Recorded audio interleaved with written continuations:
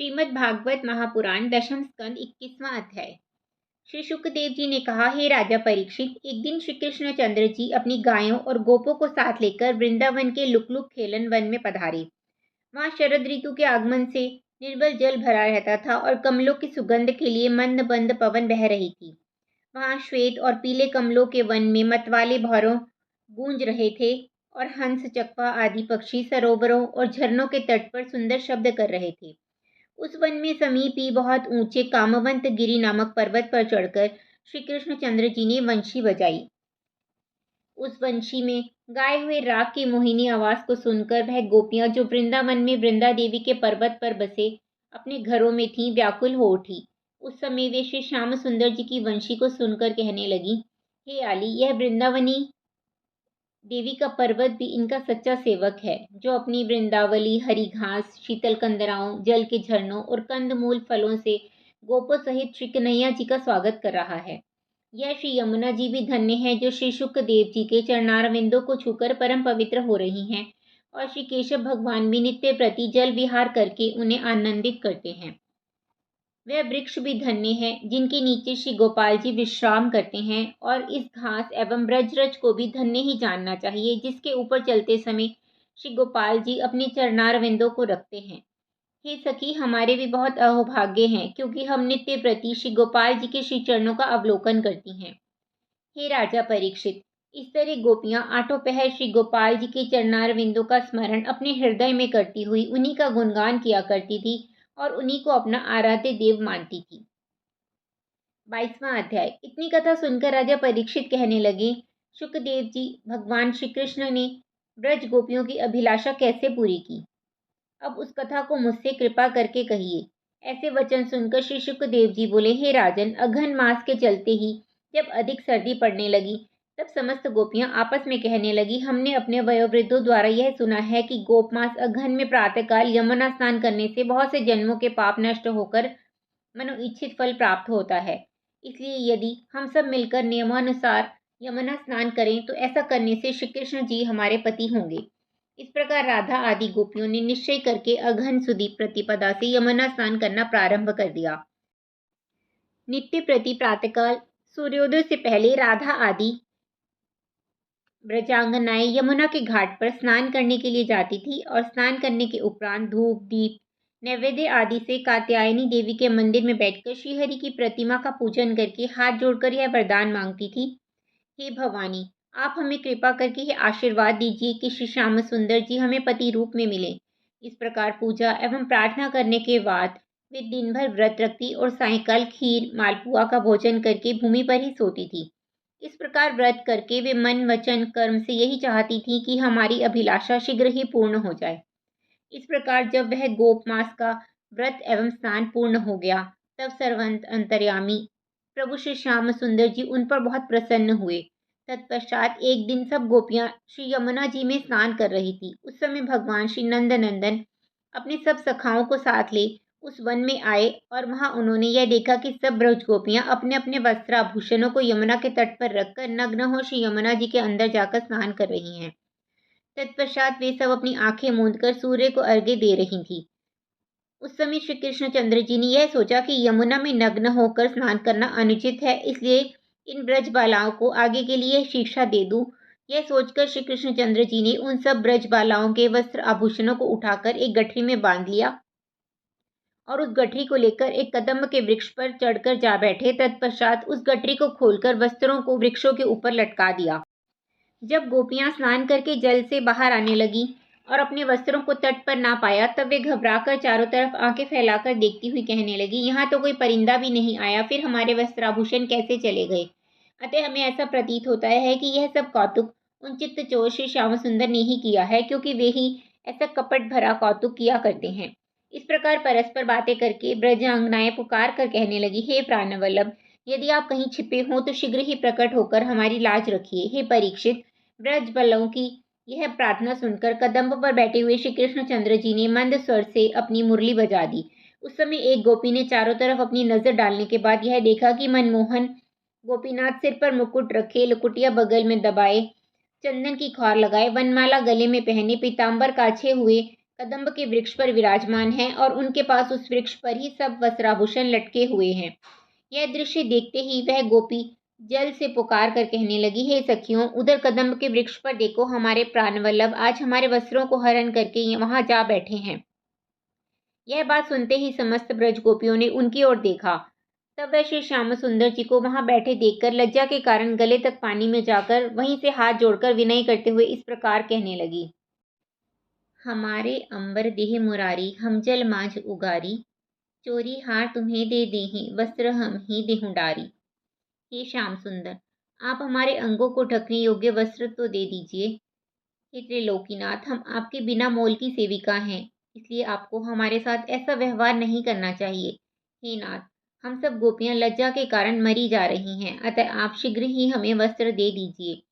ब्रजबालाओं के मुख से ऐसे वचन सुनकर श्री कृष्णचंद्र जी ने उन्हें उत्तर देते हुए कहा, हे ब्रजांगनाओं, तुम सब अपने अपने वस्त्र आभूषणों को पार पर रखकर यमुना के अंदर स्नान करने चली गई थी, इसलिए मैं तुम्हारे वस्त्र आभूषणों की चौकसी कर रहा हूँ, अतः तुम बिना मेहताना दिए वस्त्रों को नहीं ले जा सकती। तब ब्रजबालाओं ने कहा, हे प्राणनाथ, हम तो अपना तन मन धन सब कुछ आपको अर्पण कर चुकी हैं, फिर अब और क्या पाने की इच्छा है।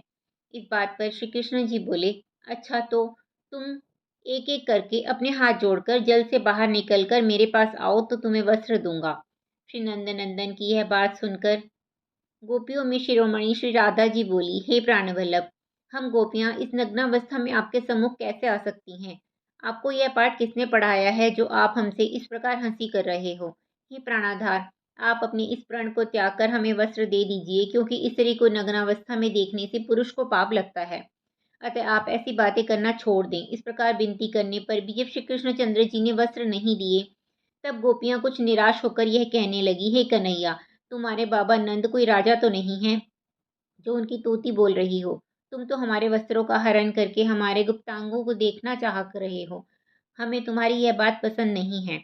यदि हम अभी अपने पिता तथा भाइयों से कह दें तो वे तुम्हें नंद बाबा और यशोदा जी के पास ले जाकर पिटवा देंगे।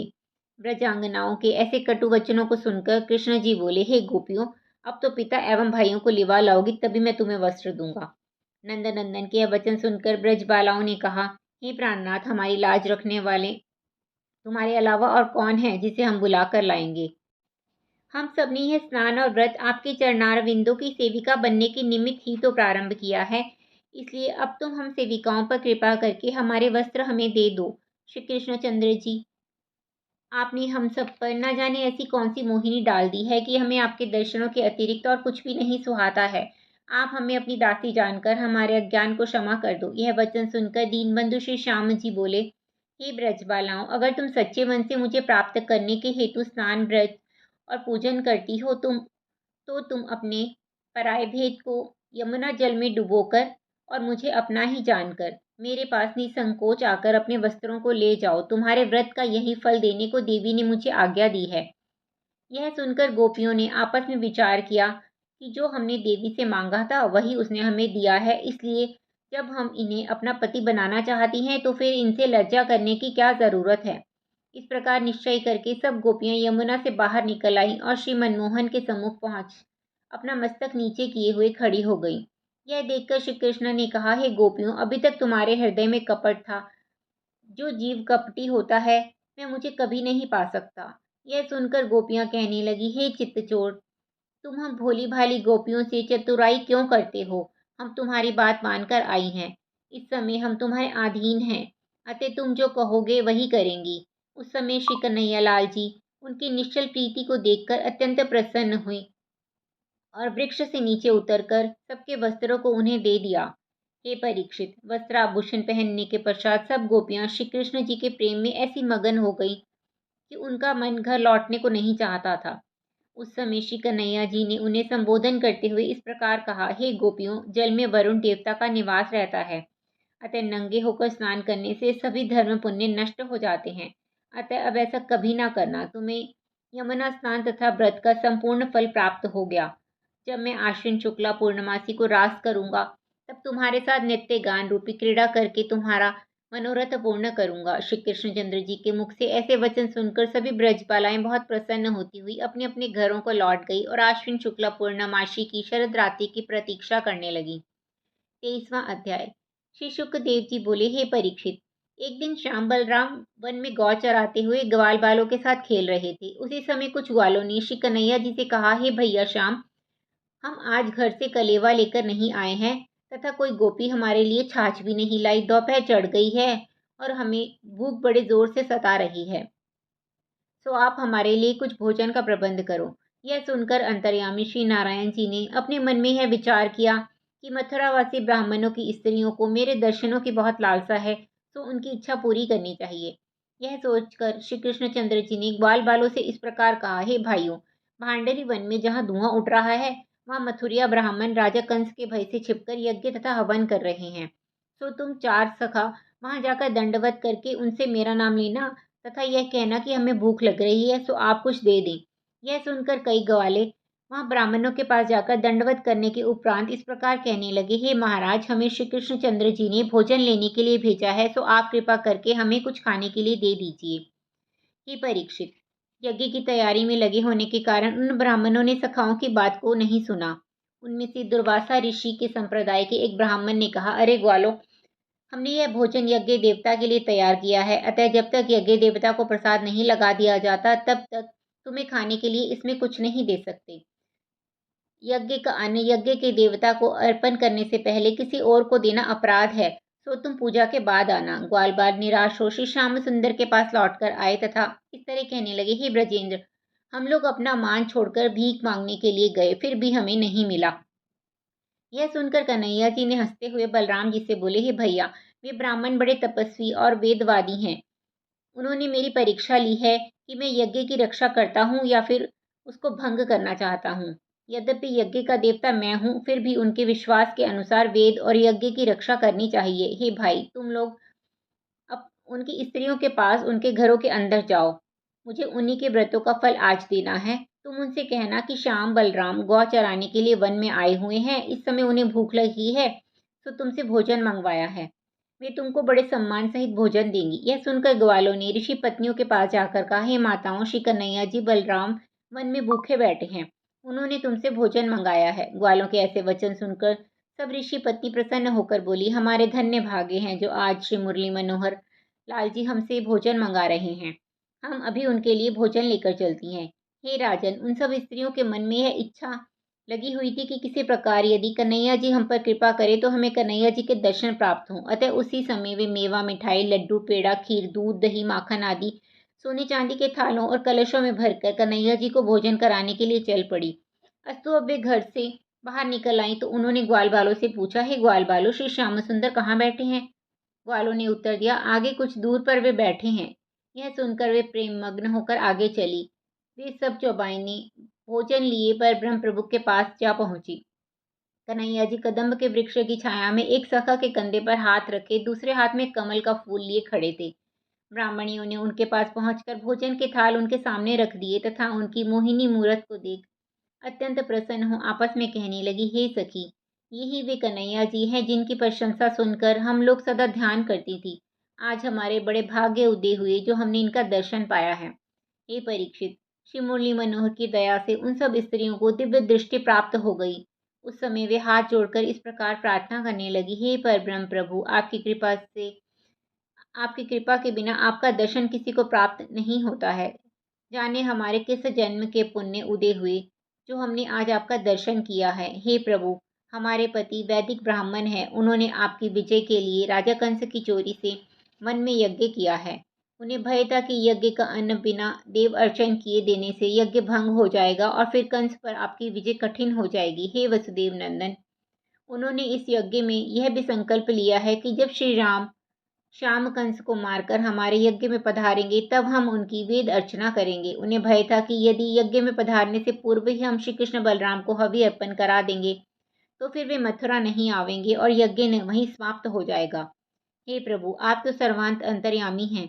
वेद की उपासना आपकी ही प्रिय विधि है और हमने जो भक्ति का मार्ग पकड़ा है वह भी आपको ही प्रिय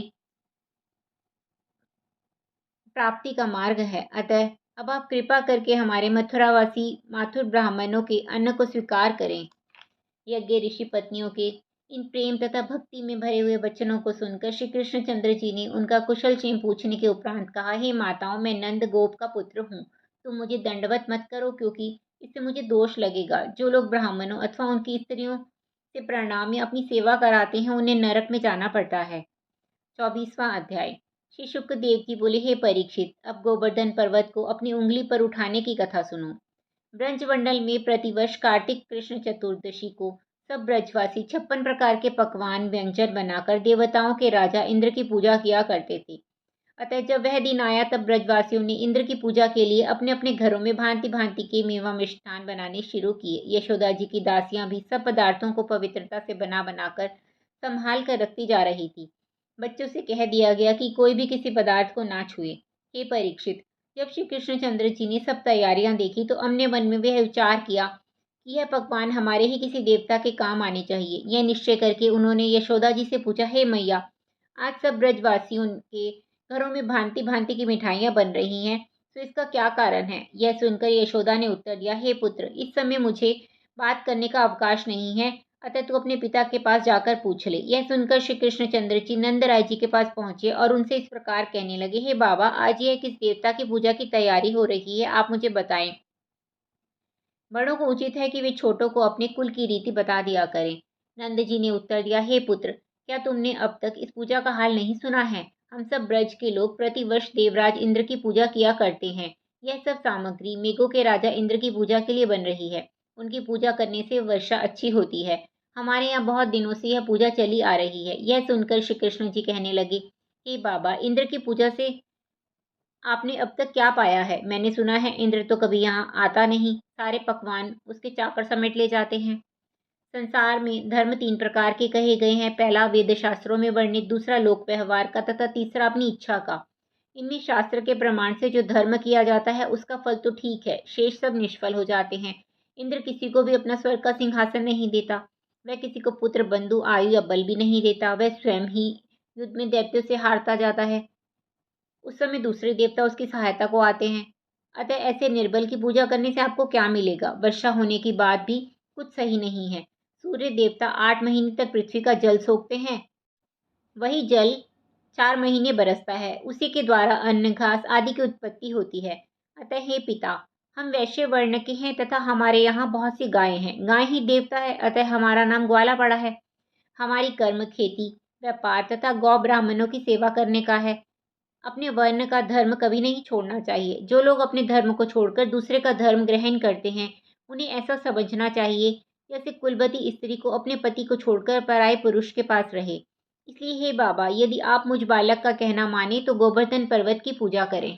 ब्रज में गोवर्धन ही बादलों को रोककर वर्षा कराते हैं। इसी पर्वत के वनों में चरकर हमारे बछड़े तथा गौ पलते हैं। उन्हीं के दूध घी से हमारी आजीविका चलती है। अपने पालनकर्ता को राज्य देवता मानना चाहिए। इसलिए आप गोवर्धन पर्वत का पूजन कीजिए तथा उन्हें लगाकर गौ, ब्राह्मण एवं ब्रजवासियों को भोजन कराइए। इससे अन्य वर्षों की अपेक्षा इस बार अधिक वर्षा होगी। श्री श्याम सुंदर के ऐसे वचन सुनकर नंद, उपनंद आदि ने प्रसन्न होकर परस्पर इस प्रकार कहा, हे भाई, कृष्ण ने जो बात हमसे कही है, वह कुछ उचित मालूम तो होती है। सब लोग यदि राजी हों तो अगली बार गोवर्धन की पूजा ही कर लें। इस प्रकार का निश्चय करके नंदराय जी ने सब गांव में ढिंडोरा पिटवा दिया कि कार्तिक शुक्ला प्रतिपदा के दिन सब लोग गोवर्धन पर्वत की पूजा करने के लिए चलेंगे। हे परीक्षित, नंद उपनंद की इस आज्ञा को सुनकर सब लोगों को अत्यंत प्रसन्नता हुई। तब सब ग्वाल वालों ने अपनी अपनी गायों तथा बछड़ों के शरीर, सींग, पूंछ रंगकर उनके गले में घंटे बांध दिए और अनेक प्रकार के मोर पंखों के आभूषण बनाकर उन्हें सजाया। तदंतर कार्तिक शुक्ला प्रतिपदा के दिन सब ब्रजवासियों ने स्नान कर बैलगाड़ियों में सामग्री रख ली। फिर सब स्त्री पुरुष बालक रंग बिरंगे वस्त्र आभूषणों के साथ नंद और वृषभानु आदि को लेकर गोवर्धन पर्वत की पूजा करने के लिए चले। हे परीक्षित, गोवर्धन पर्वत पर पहुंचकर सब लोगों ने श्री कृष्णचंद्र जी की आज्ञा अनुसार गोवर्धन पर्वत को दूध की धाराओं से स्नान कराया। दही, शहद, फूल, चंदन, माला, वस्त्रों आदि से उनका श्रृंगार किया। फिर अनेक प्रकार के पकवान श्री गिरिराज गोवर्धन देवता के प्रसाद हेतु अर्पण किए। उस समय गोपों के पकवान और व्यंजनों का ऐसा भारी अन्नकूट लगा कि सारा पर्वत दूध, दही, मक्खन और पकवानों से ढक गया। उस समय हजारों घी के दीपक जल गए, धूप की सुगंध महक उठी, अनेक मंगलीक बाजे नगाड़े, शंख दुदुम्बी भेरी बजने लगी। श्री कृष्ण जी ने गोपों से कहा, अब तुम सब हमारे गिरि देवता को देखोगे, वे प्रत्यक्ष प्रकट होकर इस सामग्री का भोजन करेंगे। उस समय श्री कृष्णचंद्र जी एक विशाल चतुर्भुजी तेजस्वी और परम सुंदर स्वरूप धारण कर गोवर्धन के रूप में प्रकट हो गए। उधर एक रूप से तो श्री कृष्णचंद्र जी इस प्रकार प्रकट हुए, इधर दूसरे रूप से सब ब्रजवासियों को पुकार कर कहने लगे कि देखो, गोवर्धन जी साकार रूप में प्रकट हुए हैं। गोपों ने उस मनोहारी रूप को सम्मुख देखा तो मन में अत्यंत प्रसन्न हो उन्हें दंडवत कर आपस में कहने लगे कि इंद्र ने तो हमें आज तक कभी दर्शन नहीं दिया, परंतु यह तो पहली बार में ही प्रकट हो गए हैं। हमारे बड़ों ने बड़ी भूल की जो ऐसे प्रत्यक्ष देवता को छोड़कर अब तक इंद्र की पूजा करते रहे। उस समय श्री कृष्णचंद्र जी ने सब गोप ग्वालों से कहा कि तुम लोग इनको अपने हाथों से पकवान दो तो वे स्वयं हाथ बढ़ाकर खा लेंगे। यह सुनकर जब ग्वालों ने भोजन गिरिराज को दिया तो गोवर्धन महाराज अपने हाथ बढ़ाकर उसे उठा उठाकर खाने लगे। यह देखकर नंद, उपनंद, वृषभानु आदि सभी ग्वाले अत्यंत प्रसन्न होकर उनकी जय जयकार करने लगे। फिर सब गोपों ने श्री कन्हैया जी के कथनानुसार सब सामग्री अपने छकड़ों में लाद दी और दूध के बड़े बड़े कलश, चंदन, रोली, हल्दी, केसर, पुष्प छिड़कते श्री गिरिराज महाराज की परिक्रमा को चले। रास्ते में वे सब ब्रजवासियों, ऋषि मुनियों, गायों और मोर बंदरों को प्रसाद लुटाते जाते थे। बाजों की ध्वनि और दीपकों एवं अगर चंदन आदि के पात्रों के साथ श्री गिरिराज महाराज की यह 7 कोस की परिक्रमा पूर्ण करके गोपों ने लौटकर पुनः श्री गिरिराज जी का पूजन किया और उनका अंग स्वच्छ वस्त्रों से पहुंचकर श्री गिरिराज देवता का अति सुंदर श्रृंगार सजाया। हे परीक्षित, भोजन करने के पश्चात जब महाराज अंतर्ध्यान हो गए तब नंद जी ने ब्राह्मणों, गायों एवं गोपों को छक कर भोजन कराया। फिर सब बचे हुए ग्वाल बालों सहित आपने भी भोजन किया। फिर वे ब्रजवासी अत्यंत प्रसन्न हो मंगलाचार करते हुए गौ एवं बछड़ों के सहित अपने घर लौट आए। उसी दिन से संसार में गोवर्धन पूजा अन्नकूट प्रसिद्ध हुई, जिसे लोग दीपावली के दूसरे दिन घर घर में मनाते हैं। श्री गिरिराज की पूजा करने से घर में अन्न और धन की कमी नहीं रहती है। 25वां अध्याय। श्री शुकदेव जी बोले, हे राजा परीक्षित, सुनो। जब उस वर्ष में इंद्र ने अपनी सभा के देवताओं से यह पूछा कि अब की बार ब्रज से हमारी पूजा क्यों नहीं आई, यह सुनकर कुछ देवताओं ने उसे बताया कि प्रतिवर्ष सभी ब्रजवासी आपकी पूजा किया करते थे, परंतु इस वर्ष नंदराय के कृष्ण नामक बालक के कहने पर उन सब ने गोवर्धन पर्वत का पूजन किया है और आपका पूजन हटा दिया है। यह सुनकर इंद्र ने अत्यंत क्रोध करके कहा, इन ब्रजवासियों के पास अधिक धन हो जाने के कारण उन्हें अभिमान हो गया है, इसलिए उन्होंने मेरी पूजा बंद कर दी है। अब मैं उन्हें फिर दरिद्री बना दूंगा। जिस कृष्ण के कहने से ब्रजवासियों ने मेरा अपमान किया है, मैं उसका भी गर्व नष्ट कर दूंगा। अब तक तो ब्रज का स्वामी मैं था, परंतु अब वह बालक उनका स्वामी बने, यह मुझे कैसे सहन होगा। इतना कहकर इंद्र ने महाप्रलय के वर्षा वाले मेघों को अपने पास बुलाया। हे परीक्षित, जब इंद्र की आज्ञा सुनकर वर्षा विद्या जानने वाले अपने स्वामी देवता के पास पहुंचे, तब इंद्र ने उन्हें आज्ञा दी कि तुम ब्रज के ऊपर चले जाओ और वहां इतना पानी बरसाओ कि सब ब्रजवासी बह जाएं। उस समय इंद्र की आज्ञा से सभी मेघ पति देवता 49 वनों और प्रलयकारी मेघों सहित ब्रजमंडल के ऊपर जाकर घनघोर वर्षा करने लगे। सब और जोरों की आंधी चलने लगी और बादलों के आने से अंधकार हो गया, कहीं भी कुछ दिखाई नहीं देता था। यह दशा देखकर श्री मदन मोहन जी ने हंसते हुए बलराम जी से कहा कि भैया देखो, अपनी पूजा न पाने के कारण इंद्र ने खिसियाकर महाप्रलय का पानी बरसाना आरंभ कर दिया है। मेरे कहने से सब ब्रजवासियों ने गोवर्धन की पूजा की थी, इसलिए अब मुझे इंद्र का गर्व मिटा देना चाहिए। उधर नंद, यशोदा आदि सब गोपी ग्वाल मन में बहुत पछताते हुए ये कहते थे कि इंद्र की पूजा हटाने का फल अब हमारे सामने आ गया, भला इस संकट से हमारे प्राण कौन बचाएगा।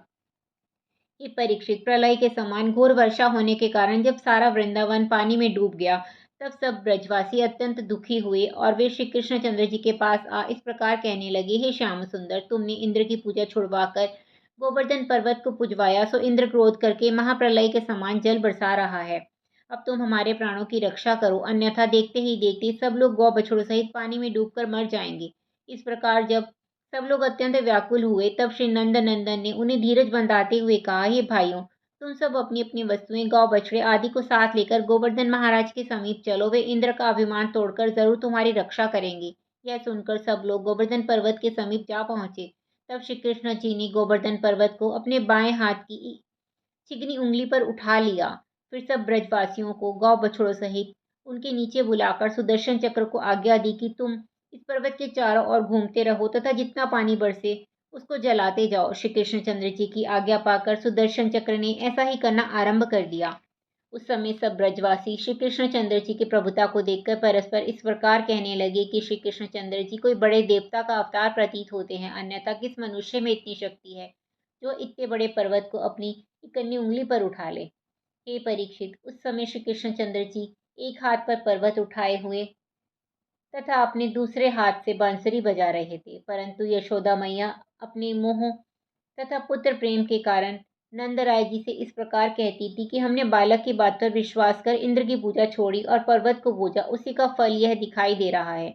इस समय यदि मेरे लाल के ऊपर पर्वत गिर पड़े तो यह बड़ा गजब हो जाएगा। इतना कहकर यशोदा जी श्री कृष्णचंद्र जी की बार बार बलैया लेकर बोली, हे भगवान, आप मेरे कन्हैया की रक्षा कीजिए।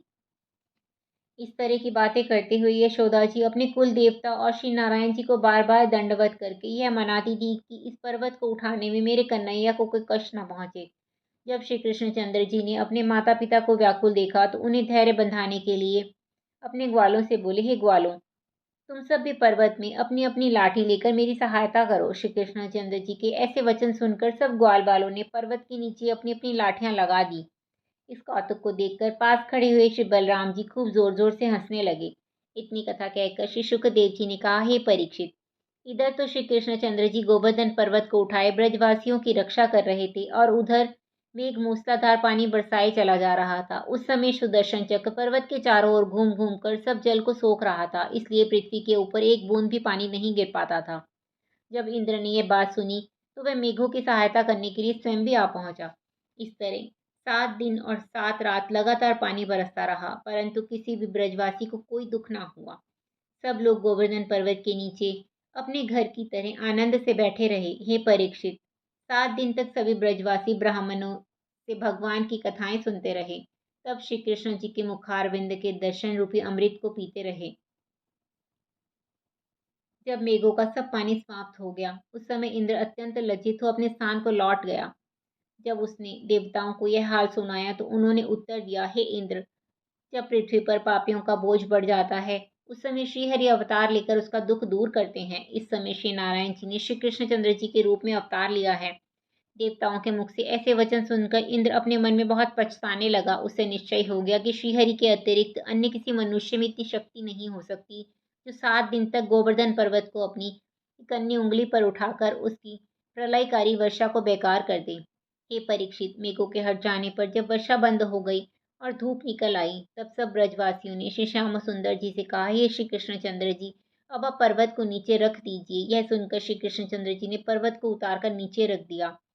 उस समय देवताओं ने पुष्प वर्षा की। यशोदा जी प्यारे श्री कृष्ण को गोद में उठाकर बारंबार मुख चूमने लगी तथा उनके हाथ और उंगलियों को दबाती हुई प्यार से इस तरह पूछने लगी, हे बेटा, 7 दिन तक पर्वत उठाए रहने से तेरा हाथ दुख रहा होगा। श्री श्याम सुंदर जी बोले, हे मैया, गोवर्धन पर्वत तुम सब लोगों की रक्षा करने के लिए फूल के समान हल्का हो गया था। मैंने तो उंगली का थोड़ा सा सहारा ही लगाया था।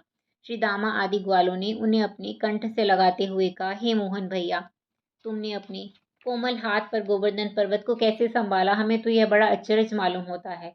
तब श्री कृष्णचंद्र जी ने कहा, हे भाइयों, तुम लोग अपनी अपनी लाठी लगाकर पर्वत को उठाए हुए थे, इसलिए मुझे तो उसका बोझ कुछ मालूम ही नहीं होता था। हे राजन, ब्रज में उसी दिन से श्री कृष्णचंद्र जी का नाम गिरिधारी पड़ गया।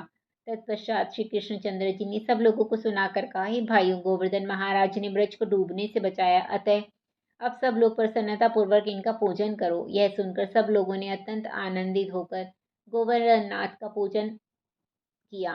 नंदराय जी ने ब्राह्मणों को बहुत सा अन्न एवं धन दान दिया और सब लोगों ने मंगल गीत गाए। उस समय वृंदावन में आकर सब लोगों ने बहुत आनंद मनाया और श्री कृष्णचंद्र जी की जय जयकार किया। 26वां अध्याय। श्री शुकदेव जी ने कहा, हे परीक्षित, जब श्री कृष्णचंद्र जी ने गोवर्धन पर्वत को नीचे रख दिया उस समय सब गोपी ग्वाल आश्चर्यचकित हो परस्पर इस प्रकार कहने लगे कि जिस प्रकार हाथी कमल के फूल को उठा लेता है उसी प्रकार श्री कृष्णचंद्र जी ने गोवर्धन पर्वत को उठा लिया। यह बड़े आश्चर्य की बात है। 7 वर्ष की अवस्था वाले श्री कृष्ण जी इतने भारी पर्वत को 7 दिन तक उंगली पर उठाए रहे। यह मनुष्य जैसा कर्म नहीं। इन्होंने इंद्र के कोप से हमारे प्राण बचाए हैं, सो हम इन्हें अब क्या कहें। नंद यशोदा में ऐसा पराक्रम कहाँ है जैसा कृष्णचंद्र जी ने इस काल दिखाया है।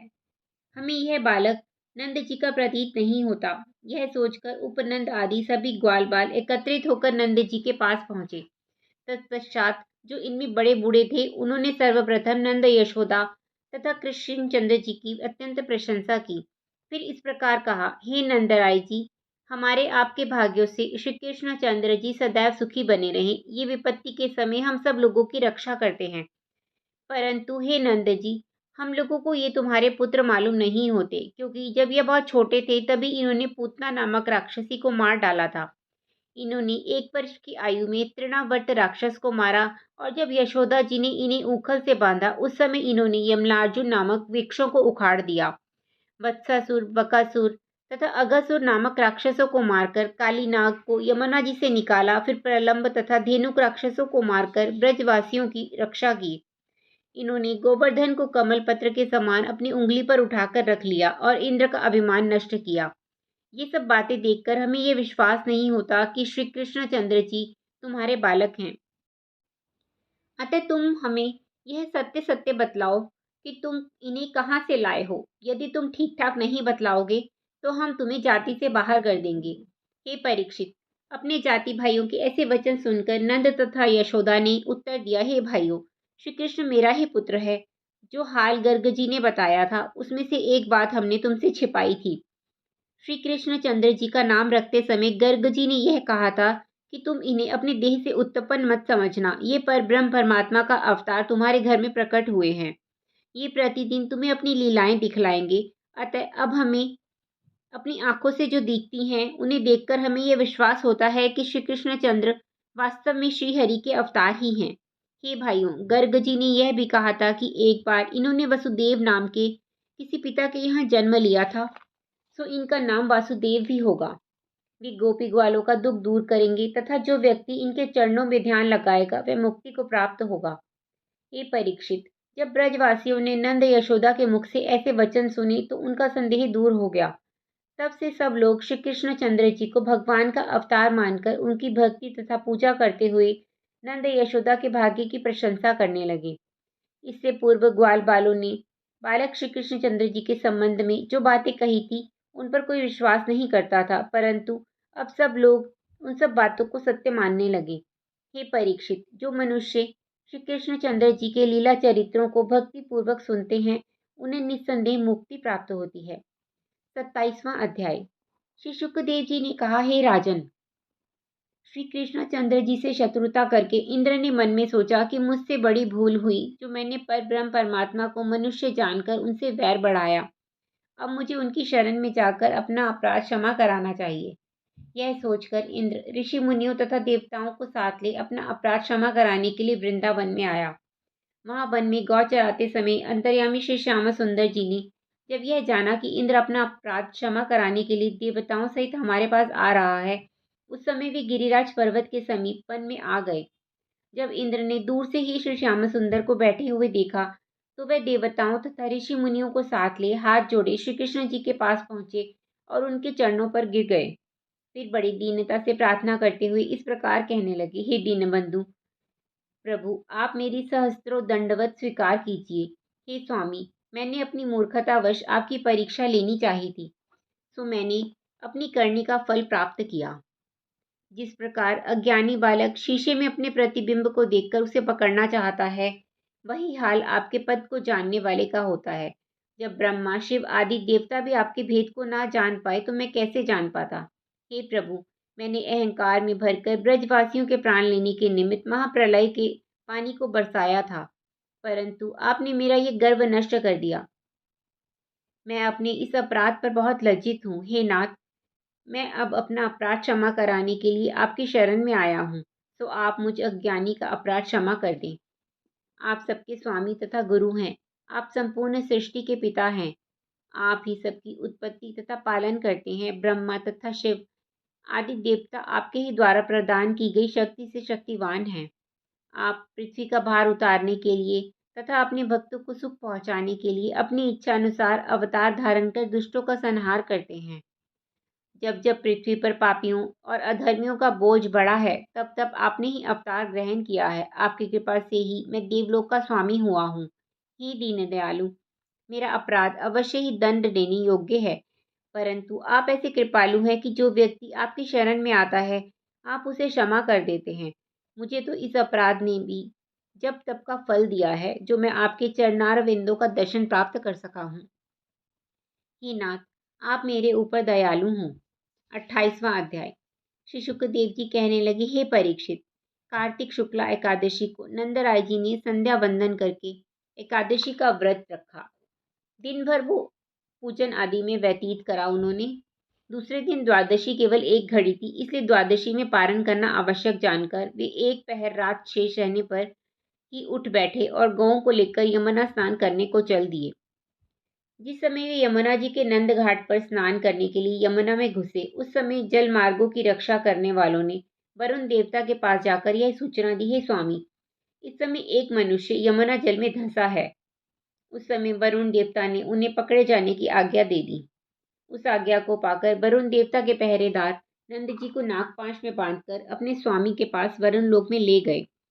उस समय नंद जी ने श्री कृष्ण बलराम को बहुत पुकारा, परंतु उनकी पुकार वहां तक ना पहुंची। अस्तु, जब वे वरुण देवता के पास पहुंचे, तब वरुण देवता नंद जी को श्री कृष्णचंद्र जी का पिता पहचान कर अपने मन में बहुत प्रसन्न हुए और यह विचार किया कि त्रिलोकीनाथ जब इन्हें लेने के लिए यहाँ आवेंगे, तब उनके दर्शन होंगे। यह सोचकर वरुण देवता ने नंद जी को अपने महल में ले जाकर सम्मान सहित ठहरा दिया और श्री श्याम सुंदर के पधारने की आशा में एक बहुत सुंदर रतन जड़ित सिंहासन बिछाकर उनकी पूजा की सामग्री तैयार की।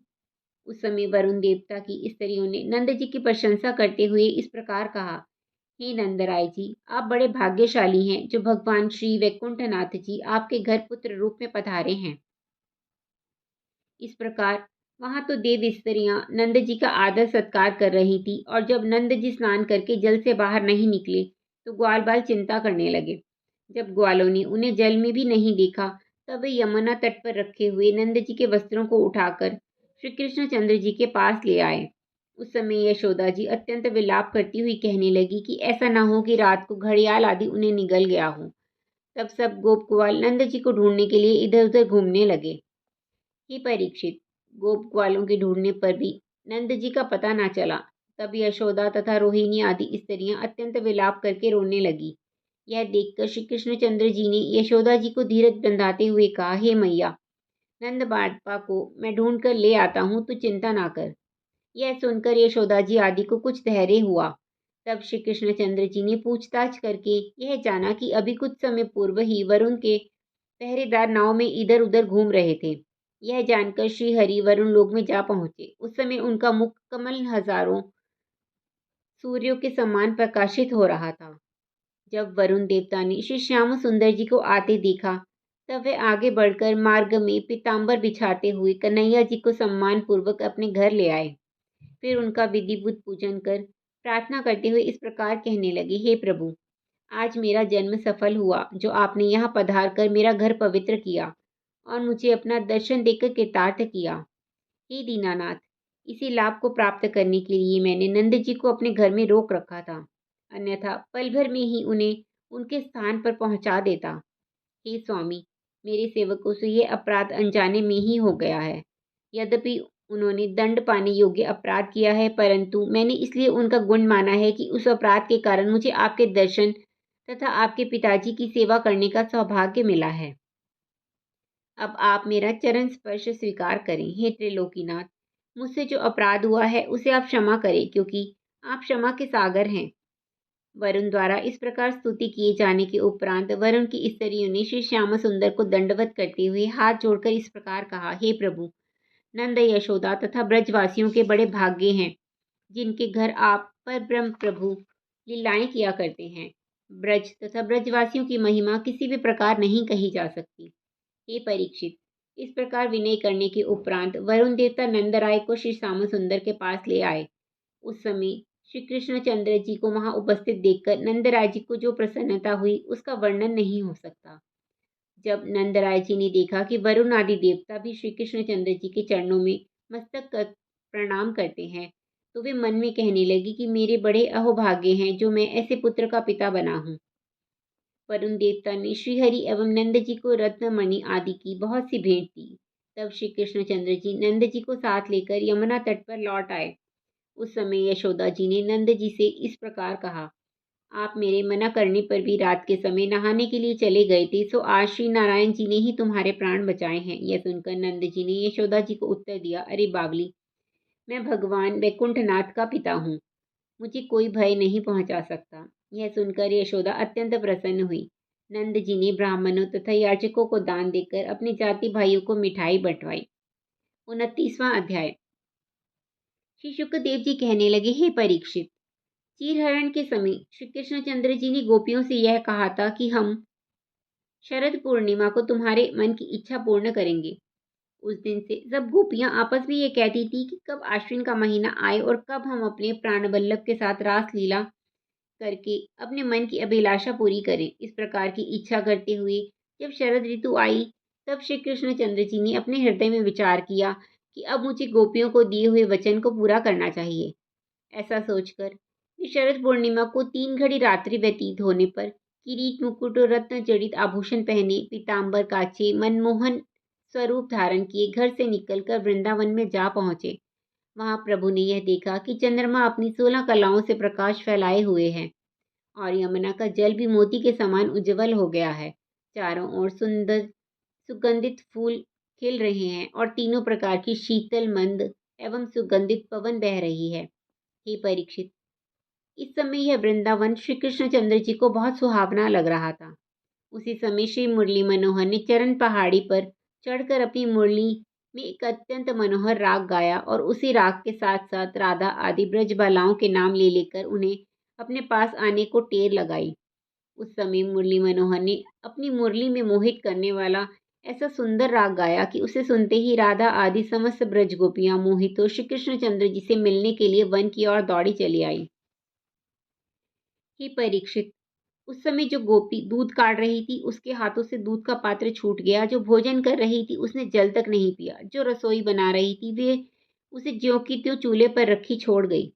जो काजल लगा रही थी वो एक आंख में ही काजल लगाकर दौड़ पड़ी।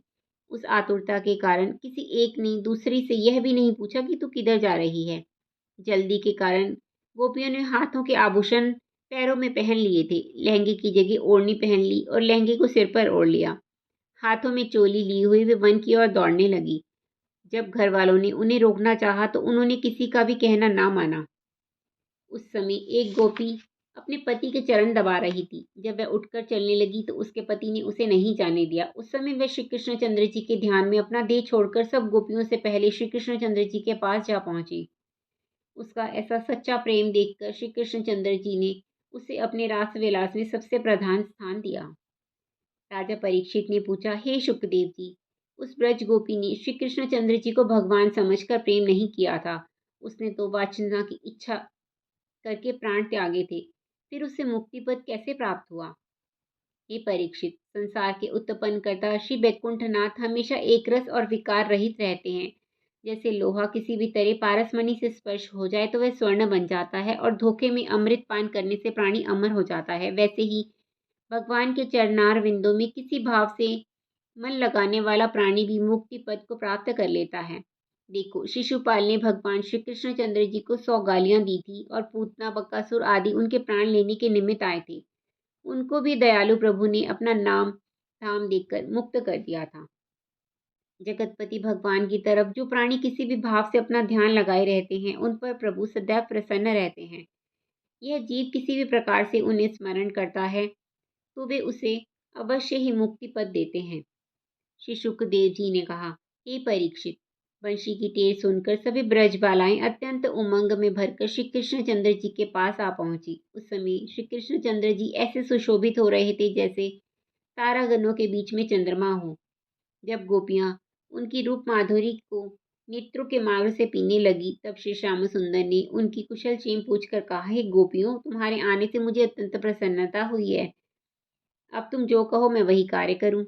परंतु पहले मुझे यह बता दो कि इस आधी रात के समय तुम सभी युवती स्त्रियां अपने कुल परिवार की लाज छोड़कर उल्टा सीधा श्रृंगार करके पागलों के समान यहाँ किस लिए आई हो? यदि तुम केवल स्नेह के कारण ही मेरे पास आई हो तो यह समय उसके लिए उपयुक्त नहीं है। हे गोपियों, स्त्रियों के लिए अपने पति की आज्ञा का पालन करना, लोकलाज की मर्यादा रखना तपस्या करने के समान कहा गया है। वेद शास्त्रों में लिखा है कि अपना पति अंधा, कोढ़ी, कुरूप, रोगी कैसा भी क्यों ना हो, उसे ईश्वर के समान समझकर उसकी सेवा करनी चाहिए। जो स्त्रियां ऐसा करती हैं वे संसार में इच्छित आनंद भोगकर अंत में स्वर्ग को प्राप्त करती हैं। उन्हीं को कुलवंती और पतिव्रता कहा गया है। जो स्त्री अपने पति की निंदा करती है और उसे दुर्वचन कहकर पर पुरुष से प्रेम करती है, उसकी लोक निंदा होती ही है। साथ ही मृत्यु के उपरांत उसे नरक की घोर यातनाएं सहनी पड़ती हैं। अब तुम चांदनी रात में वन की छाया को देख चुकी हो, अतः अब अपने अपने घर में जाकर प्रेम पूर्वक अपने पतियों की सेवा करो, उसी से तुम्हें सुख प्राप्त होगा। हे परीक्षित, इस ज्ञानोपदेश को सुनकर सभी गोपियां ठंडी श्वासें लेकर अपने पांव के नख से पृथ्वी को रेतने लगी और ज्यों की त्यों चित्रवत खड़ी रह गई। कुछ देर पूर्व तक उनके मुख पर जो प्रसन्नता विद्यमान थी एकदम लोप हो गई। तब उनमें जो ब्रजबालाएं चतुर थी वे इस प्रकार कहने लगी, हे श्याम सुंदर, तुम बड़े निर्मोही हो। पहले तो तुमने अपनी मुरली में हमारे नाम ले लेकर टेर लगाई और अब तुम हमारे आने पर ऐसी बातें करते हो। हे प्राण प्यारे, इस समय तुम शास्त्रों की बातें कहकर हमें झमेले में क्यों डालना चाहते हो? हे मोहन, जिस प्रकार तुमने हमें इस रात्रि के समय यहाँ बुलाया है उसी प्रकार अब हमारे मन की अभिलाषा भी पूर्ण करो। हम वेद शास्त्रों की मर्यादा तथा कुल परिवार की लज्जा को तुम्हारे चरणों में समर्पित कर चुकी हैं। अब हम ऐसा ज्ञान धर्म नहीं सीखना चाहती जो तुम्हें छुड़ाकर संसारी माया मोह में हम लिपट जाएं। हमारा मन तुम्हारे प्रेम के रंग में रंगा हुआ है, अतः अब वह गृहस्थी में नहीं लग सकता। अब आपके चरणारविंदों को त्याग कर हमें लौट जाना स्वीकार नहीं है। हे प्रभु, हम तो मन, वचन तथा कर्म से आपको ही अपना पति समझती हैं। आपकी मंद मधुर मुस्कान ने हमारे हृदय को मोहित कर लिया है। हे स्वामी, जिस प्राणी को आपके चरणों में प्रेम होता है उसे लोक लाज, कुल हानि की कोई चिंता नहीं रहती। हे प्रभु, अब शरणागत की लाज तुम्हारे हाथ है। हमने अपने बड़ों से यह सुना था कि जो प्राणी तुमसे स्नेह करता है तुम भी उसे प्रेम पूर्वक अपनाते हो, परंतु आज हमें यह बात मिथ्या प्रतीत हो रही है। प्रीति करने वाले परस्पर एक दूसरे से मन का हाल जान लेते हैं, परंतु इस समय आप हमारे प्रीति का हाल कुछ भी नहीं जान रहे हैं। वेद शास्त्रों के कथनानुसार जब तक मनुष्य अपना मन संसारी मोह माया से दूर नहीं करता तब तक वह आपको प्राप्त नहीं कर सकता। उसी के अनुसार हम सबसे प्रीति छोड़कर आपके पास आई हैं। यदि आप हमारे चाहने पर भी हमसे प्रीति नहीं रखते तो आप हमें हमारा मन लौटा दीजिए जिसे आपने चुरा लिया है, नहीं तो फिर आपको हमें अपनी दासी बनाना पड़ेगा।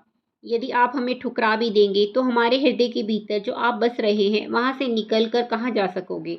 आपके जिन चरण कमलों की धूलि को प्राप्त करने के लिए ब्रह्मा, शिव आदि देवता लालायित रहते हैं, उन्हें हम किस प्रकार त्याग दें? हम सब आपके इस मनमोहन स्वरूप की चेरी हैं तथा अपना तन, मन, धन, सर्वस्व इसी पर न्यौछावर करती हैं। भला तीनों लोकों में ऐसा कौन है जो आपकी इस छवि को देखकर तथा आपकी बांसुरी को सुनकर मुग्ध ना हो जाए? हे ब्रजेंद्र, आपका नाम दीनानाथ है तो हमसे अधिक दीन संसार में कोई नहीं है, अतः आप हमारी मनोभिलाषा पूर्ण कीजिए। हे परीक्षित, जब श्री श्याम सुंदर जी ने गोपियों की ऐसी प्रीति देखी तब वे उनसे कहने लगे, हे गोपियों, यदि तुम्हारी ऐसी ही इच्छा है तो आओ मेरे साथ रास करो। यह वचन सुनते ही सब गोपियों के मन प्रातःकाल के कमल के समान खिल गए। तब श्री मदन मोहन जी ने योग माया को बुलाकर रास के लिए उस फूलों से लदे वन में एक सुंदर स्थान स्थान की आज्ञा दी। यह सुनकर योग माया ने उसी समय एक रतन जड़ित रास मंडल बनाकर तैयार कर दिया और उस चबूतरे के चारों ओर केले के खंभे गाड़कर उन पर मोतियों एवं फूलों की झालरें लटका दी। जब रास मंडल तैयार हो गया तब श्री कृष्णचंद्र जी, राधा आदि ब्रज बालाओं के साथ वहां जा पहुंचे। चांदनी रात के कारण उस चबूतरे की शोभा हजारों गुनी अधिक हो गई थी। श्री श्याम सुंदर की इच्छा से उस चबूतरे के पास ही वस्त्राभूषणों तथा मुरली, ढोल आदि बाजों का समाज इकट्ठा हो गया, जिन्हें सभी गोपियों ने इच्छा अनुसार धारण कर लिया। फिर वे सब 16 श्रृंगार करके श्री कृष्णचंद्र जी के निकट नृत्य गायन करने लगी। उस समय श्याम सुंदर स्वयं तो राधिका जी के साथ रहे तथा अन्य सब गोपियों के बीच अपना एक एक रूप प्रकट कर दिया।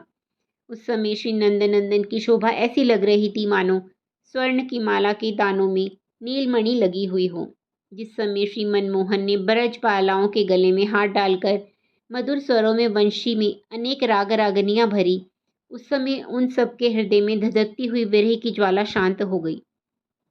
उस समय गोपियां उनकी अनुपम छवि पर मोहित हो अपना मनुष्य जन्म भूल गई। श्री श्याम सुंदर कभी तो अपनी भुहें टेढ़ी कर उन्हें संकेत करते थे और कभी उनके मनोहर गीतों को सुनकर स्वयं आनंदित होते थे। कभी कोई गोपी उनकी मुरली को छीनकर स्वयं बजाने लगती, तो कभी कोई उनके स्वर में स्वर मिलाकर गा उठती थी। हे राजा परीक्षित, उस समय के आनंद को देख देख कर देवता ब्रज बालाओं के भाग्य की सराहना करते हुए इस प्रकार कहते थे कि देखो, सच्चिदानंद प्रभु इन सब ब्रज गोपियों के साथ कैसा रास विलास कर रहे हैं। इससे बढ़कर इनका धन्य भाग्य और क्या होगा। श्री रसिका बिहारी जी की ऐसी कृपा देखकर सब गोपियों के मन में थोड़ा सा अभिमान हो गया कि हमारे समान सुंदर कोई दूसरी स्त्री नहीं है।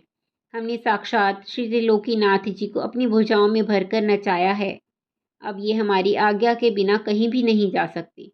यह सोचकर एक गोपी ने श्री श्याम सुंदर की ओर कटाक्ष करते हुए कहा, हे प्यारे, अब नाचते नाचते मेरे पांव तो दुखने लगे हैं। उस गोपी के इतना कहते ही अन्य गोपियां भी कोई तो प्रभु का हाथ पकड़कर और कोई उनके कंधे का सहारा लेकर खड़ी हो गई। हे परीक्षित, उस समय गर्वहारी श्री श्याम सुंदर जी ने यह विचार किया कि इन गोपियों के मन में यह अभिमान पैदा हुआ है कि मैं इनकी खूबसूरती पर मुग्ध होकर इनके वश में हो गया हूँ। अतः इनका गर्व नष्ट करने के लिए मुझे यहाँ से अंतर्ध्यान हो जाना चाहिए। इस प्रकार इनका गर्व नष्ट हो जाएगा, तब मैं इनके पास फिर आकर मिलूंगा। ऐसा निश्चय करके श्री कृष्णचंद्र जी सब गोपियों को वहीं छोड़कर राधा रानी को साथ ले वहां से लुप्त हो गए। 30वां अध्याय। श्री शुकदेव जी बोले, हे राजन, जब श्री कृष्णचंद्र जी राधिका जी के साथ रास मंडल में लुप्त हो गए, तब गोपियों का आनंद स्वप्न के समान भंग हो गया।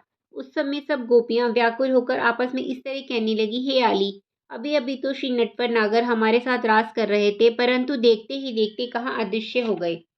एक गोपी जो श्री कृष्णचंद्र जी के लुप्त हो जाने से बहुत व्याकुल थी, इस प्रकार बोली, हे आली, अभी वे मेरे गले में बाहें डाले हुए थे।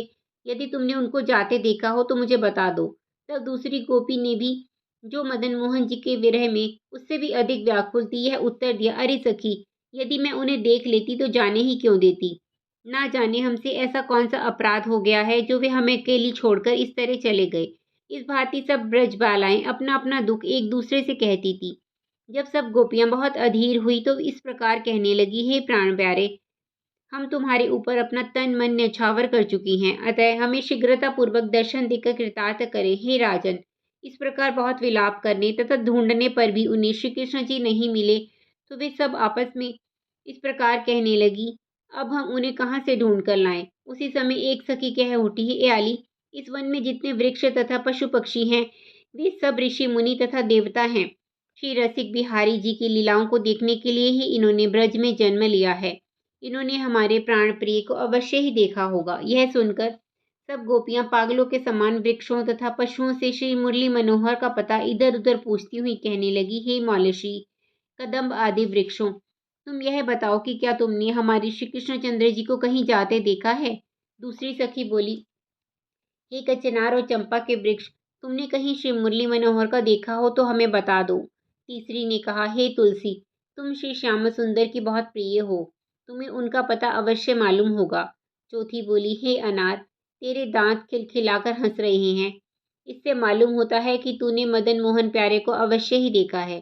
पांचवी ने कहा, हे कदली, यदि तूने उन्हें देखा हो तो हमें बता दे। छठवीं बोली, हे अशोक, तेरा नाम अशोक इसलिए है कि तू पराये शोक को दूर करता है, अतः तू हमारा भी शोक दूर कर दे। हम सब श्याम सुंदर के विरह में डूबी हुई हैं, यदि तूने उन्हें देखा हो तो हमें बता दे। इस प्रकार सर्वत्र पूछते फिरने पर भी जब उनका पता ना मिला तो सब गोपियां अत्यंत व्याकुल होकर विलाप करने लगी। उस समय एक गोपी ने एक स्थान पर श्री श्याम सुंदर का चरण चिन्ह देखकर सबको बताया। उसी चरण चिन्ह को आधार बनाकर सब गोपियां आगे बढ़ी तो उन्हें कुछ दूरी पर एक स्त्री का चरण चिन्ह और दिखाई दिया। उस चिन्ह को देखकर वे आपस में कहने लगी, हे सखी, राधा उन्हें बहुत प्यारी है, इसलिए वे उसे ले गए हैं। राधा ने पूर्व जन्म में शिव पार्वती का बड़ा तप किया था, इसीलिए अब इस जन्म में उनके साथ रहकर अकेली ही आनंद पाती है।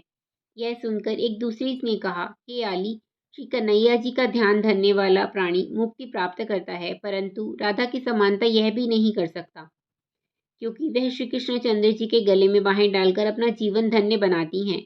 इस प्रकार वार्तालाप करती हुई जब कुछ दूर और बढ़ी तो उन्होंने देखा कि राधा रानी के चरण चिन्ह लुप्त हो गए हैं। उस समय परस्पर सबने यह कहा, हे आली, ऐसा ज्ञात होता है कि इस स्थान से आगे श्री मुरली मनोहर राधा जी को गोद में उठाकर ले गए हैं। कुछ देर और आगे चलकर घास के कारण जब उन्हें कोई चरण चिन्ह दिखाई नहीं दिया तो वे बहुत व्याकुल हुई। जिस समय वे विलाप करती हुई इधर उधर घूम रही थी, उस समय एक स्थान पर उन्होंने मुलायम पत्तों का बिछोना तथा उसके ऊपर पड़ा हुआ फूलों का ढेर देखा। उसे पहचान कर एक गोपी ने कहा, हे आली, हमारे चित्तचोर ने यहाँ बैठकर राधा रानी का श्रृंगार करने के पश्चात उनकी चोटी को फूलों से गूंथा है। उस समय राधा रानी को जब उनका मुखार बिंद दिखाई नहीं दिया होगा, तब उसने अपनी आरसी को अपने सामने कर लिया होगा ताकि वह श्री श्याम सुंदर की छवि देखती रहे। कुछ दूर आगे जाकर उन्होंने यह देखा कि राधा रानी वन में अकेली खड़ी रो रोकर इस प्रकार कह रही थी, हे प्राण प्रिय, तुम मुझे इस रात्रि के समय वन में अकेली छोड़कर कहाँ चले गए हो? मैं इस अंधेरी रात में भयभीत हो रही हूँ। वहां राधा रानी को खड़ी देखकर सब गोपियों को बड़ी प्रसन्नता हुई। सभी गोपियां दौड़कर उनके गले से जा लगी तथा बार बार पूछने लगी कि हमारे प्राण प्रिय श्री कृष्णचंद्र जी भला कहाँ चले गए हैं। सखियों की यह बात सुनकर राधा रानी ठंडी श्वास लेकर इस प्रकार कहने लगी, हे सखियों, निष्ठुर श्री श्याम सुंदर का पता तुम मुझसे क्या पूछती हो? मुझे तो खुद ही यह नहीं मालूम कि वह मुझे छोड़कर कहाँ चले गए हैं। श्री शुकदेव जी कहने लगे, हे राजन, श्री कृष्णचंद्र जी का राधा जी को छोड़कर चले जाने का कारण यह था कि जब श्री श्याम सुंदर उनको साथ लेकर गोपियों के बीच से अंतर्ध्यान हुए और उन्हें पुष्पों के आभूषण पहनाकर विहार करके आनंद दिया था, उस समय श्री राधा जी ने अपने मन में अभिमान करके यह सोचा था कि श्री श्याम सुंदर को मैं सबसे अधिक प्रिय हूँ, अतः वे मेरे वश में हैं। उन्होंने केवल मेरे साथ विहार करने के निमित्त ही रास विलास की रचना की थी, इसीलिए मुझे वे वहां से एकांत में लाकर चले आए हैं। यह सोचकर राधा जी ने श्री नंद नंदन से कहा, हे प्राणवल्लभ, अभी कितनी दूर और चलना है, क्योंकि रास में नाचने और मार्ग में चलने के कारण मेरे पांव दुखने लगे हैं, इसलिए तुम मुझे अपने कंधे पर बैठाकर ले चलो। राधा के ऐसे वचन सुनकर प्रभु ने यह जान लिया कि अब राधा को भी अभिमान आ गया है, इसलिए अब शीघ्र ही इसका भी अभिमान दूर कर देना चाहिए। ऐसा निश्चय करके श्री श्याम सुंदर ने नीचे बैठाकर मुस्कुराते हुए उनसे कहा, अच्छा तो आओ, तुम मेरे कंधे पर बैठ जाओ। यह सुनकर जैसे ही राधा जी पैर उठाकर उनके कंधे पर बैठने लगी, तैसे ही श्री कृष्णचंद्र जी वहां से अंतर्ध्यान हो गए और वे ज्यों के त्यों पांव उचकाए ही खड़ी रह गई। हे राजन, गोपियों ने जब श्री राधा जी को धीरज बंधाकर सारा हाल पूछा, तब श्री राधा जी ने समस्त वृतांत कह दिया।